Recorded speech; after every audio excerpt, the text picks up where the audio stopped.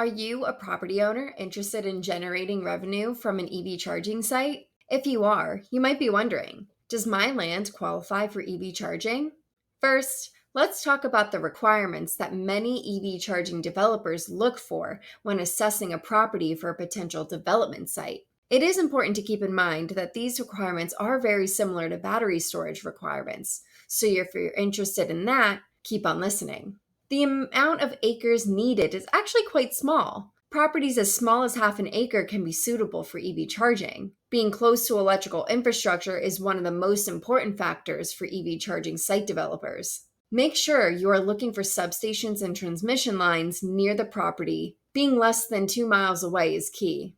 The other most important factor for EV charging is the location of the potential site. Properties located near highway exits and places where people park their vehicles for extended amounts of time, like the movies, restaurants, and business offices, are ideal for a charging site. Not many property owners know about the extra incentives available for EV charging companies to develop stations on tribal lands and on EV corridors. Understanding these incentives for your state can give you a leg up during negotiations. EV charging leases are very popular among corporate property owners like Walmart, Target, and Wawa gas stations, and property owners that own large business buildings with parking garages attached to them. These places have large parking lots or garages where many cars spend a large amount of time. However, property owners with property in good locations can benefit from placing EV charging stations on their property. When you are assessing your property,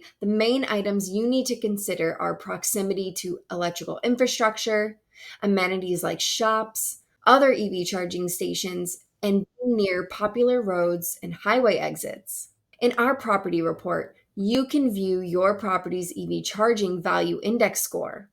Under the EV site score section, you can view the breakdown of why your property received the score that it did.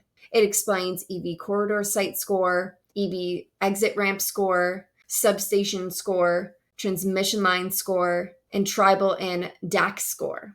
The EV charging leasing timeline is a bit different than the other renewable energy projects. Once you sign the lease with the EV charging developer, they will begin building the station on your property. Your property will still be accessible to you since these chargers do not take up a lot of space. The length of these leases can vary between 20 to 30 years and will need to allow for periodic facility upgrades throughout the years, depending on the technology updates. Finally, creating a listing. LandGate makes it easy for landowners to list their property for an EV charging lease by providing an online marketplace that reputable renewable energy developers are constantly searching for project sites.